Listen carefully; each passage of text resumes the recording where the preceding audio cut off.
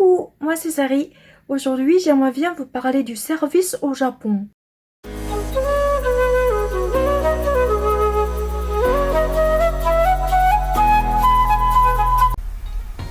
Le Japon est réputé pour la qualité de ses services publics. Il y a partout des combini ouverts 24 heures sur 24. Les trains ne sont presque jamais en retard, je dis presque, et ça peut arriver mais presque jamais.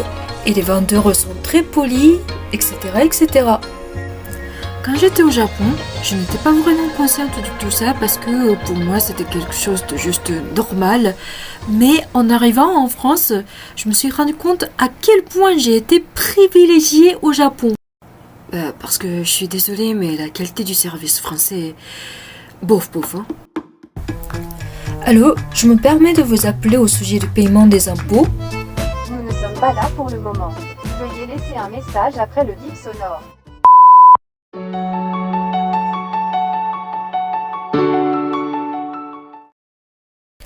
J'imagine bien que la plupart des travailleurs sont très occupés en France. D'ailleurs, les gens que je connais sont plutôt sérieux et consacrent beaucoup de temps et d'énergie dans le domaine professionnel. Mais je me rends compte qu'il existe une nette différence au sujet du travail entre la France et le Japon. Dans la mentalité japonaise est ancrée profondément la notion qui dit que le travail est la vertu. Alors que dans des pays occidentaux, ce n'est pas toujours le cas, n'est-ce pas ?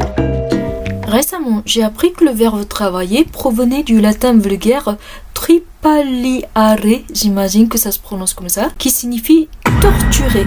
Et ce mot est dérivé du nom tripalium, qui désigne un instrument de torture à 3 pales.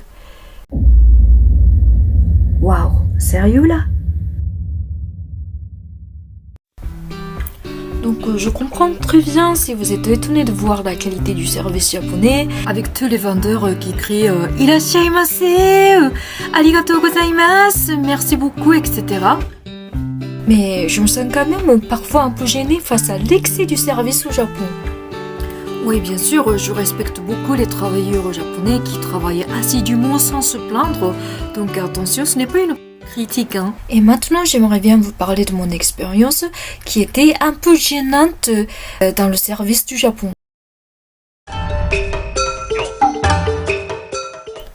Dans un certain restaurant ou même dans un hôpital, parfois il y a une femme vendeuse, serveuse, agenouillée pour prendre la commande de son client.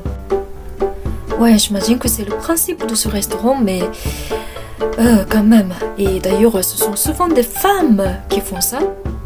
Moi, je suis pas féministe, mais moi, des fois, j'ai envie de dire waouh, qu'est-ce que tu fais là? Arrête! Je suis pas une reine ni tu, mais arrête, ça me gêne! Je me demande quand même, après, elles vont pas mal aux genoux. Ah, les pauvres!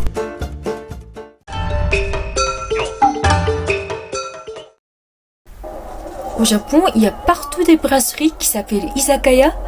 Les Japonais y vont souvent pour faire des soirées entre amis ou même pour discuter avec leur chef après le travail. Parmi elles, il existe une chaîne très connue dont je ne peux pas vous donner le nom ici. Enfin, en tout cas, dans cette brasserie, les serveurs vous répondent d'une manière un peu spéciale. Donc, je vous raconte ma propre expérience. お手洗いどこですか？お手洗いですね。はい、喜んで。お手洗いはまっすぐに行って左でございます。はい、喜んで。はい、喜んで。何? Le savais-tu? L'expression "はい、喜んで" signifie littéralement avec plaisir. Donc, ce qui veut dire par là, c'est nous répondons à vos demandes avec plaisir. Mais franchement, ils sont vraiment obligés de crier comme ça? J'ai été hyper embarrassée. Et vous, qu'en pensez-vous? Est-ce que vous avez eu la même expérience pendant votre séjour au Japon? Dites-le-moi dans les commentaires. Alors, merci d'avoir regardé cette vidéo. Je vous dis à bientôt. Ciao, ciao, bye bye.